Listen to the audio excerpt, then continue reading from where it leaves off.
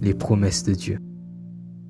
À travers le temps, à travers sa parole, à travers même nos vies personnelles et nos vies avec les autres, on peut voir que Dieu est vraiment un Dieu de promesses.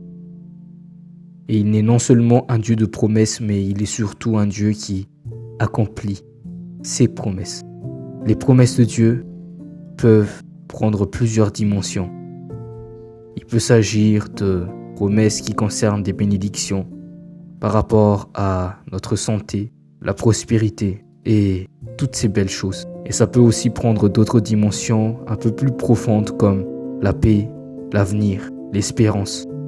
Ça peut prendre des dimensions même encore un peu plus grandes, beaucoup trop grandes même, parce que Dieu nous a promis qu'il nous aimerait éternellement. Il nous a promis qu'il nous pardonnerait, qu'il ne se souviendrait plus de nos péchés, qu'il viendrait nous sauver, qu'il ne permettrait pas que l'on périsse malgré nos fautes.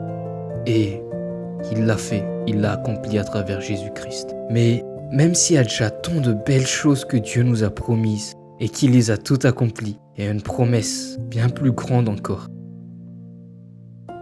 Il nous a promis son esprit. Malgré l'ampleur de cette promesse, je dois t'avouer que c'était pas la promesse qui m'importait le plus. Je ne sais même pas pourquoi. Et pourtant, c'est une promesse tellement grande. Je veux dire, Dieu est venu habiter parmi nous à travers Jésus-Christ. Et en promettant son esprit, c'est comme s'il nous dit qu'il vient non seulement vivre parmi nous, mais vivre en nous. Tu sais, le jour où j'ai accepté Jésus-Christ dans ma vie personnelle, je suis sûr que le Saint-Esprit est venu aussi. Mais malgré ça, je me rends compte que, en fait, je ne le connais pas vraiment. En y réfléchissant, ça explique tellement de choses. À vrai dire, Dieu ne change pas. Il a un caractéristique très particulier à lui qu'il a depuis le début. C'est de nous avoir donné le choix, le libre arbitre. Dans la parole de Dieu, il est écrit un jour que Jésus, il est comme ça. Il vient à la porte de notre cœur. Il vient frapper. Il ne force pas la porte, mais il vient frapper poliment. Et c'est seulement si on veut bien qu'il entre, c'est là qu'il vient entrer.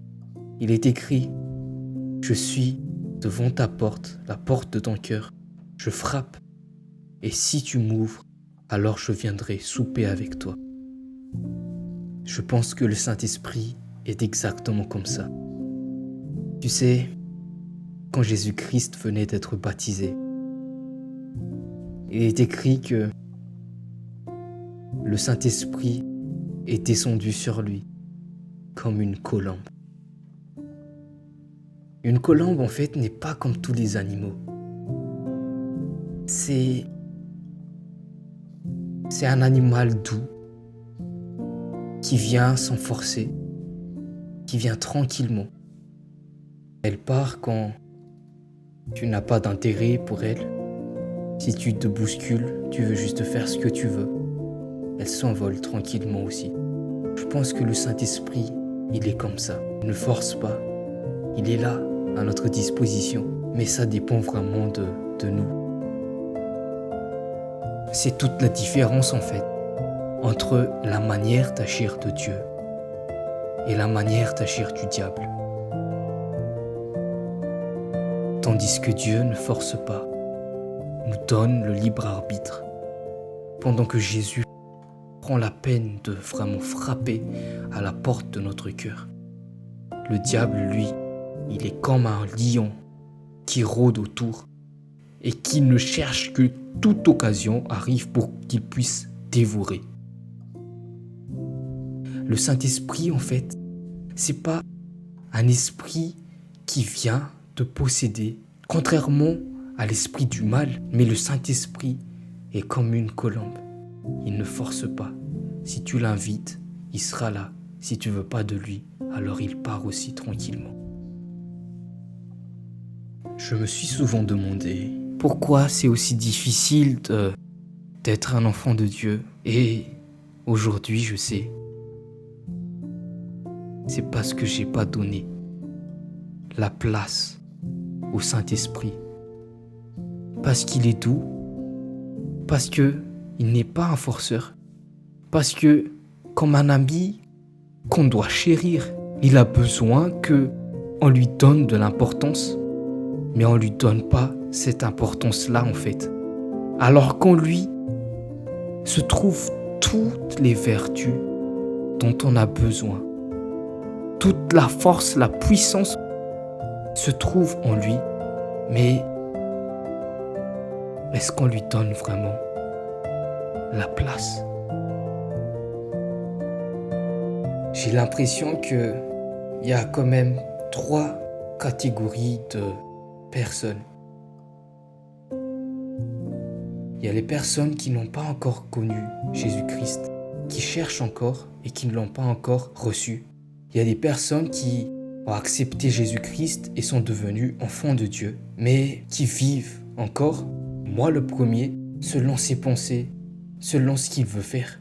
Et finalement, je pense qu'il y a une 3e catégorie de personnes qui a laissé la place au Saint-Esprit de vivre vraiment en lui, d'accepter d'être ce temple où le Saint-Esprit est vraiment à l'aise, où il peut faire tout ce qu'il veut. Appliquer même la parole de Dieu est impossible de notre propre force.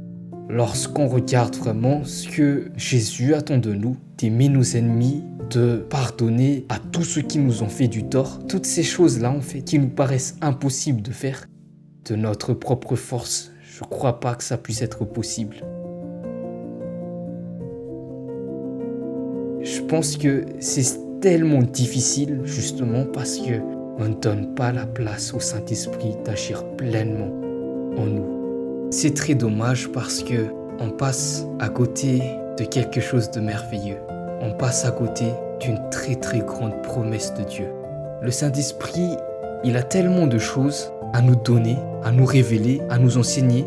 Mais avant toute chose, je pense que le Saint-Esprit, pour tout enfant de Dieu, doit être son meilleur ami.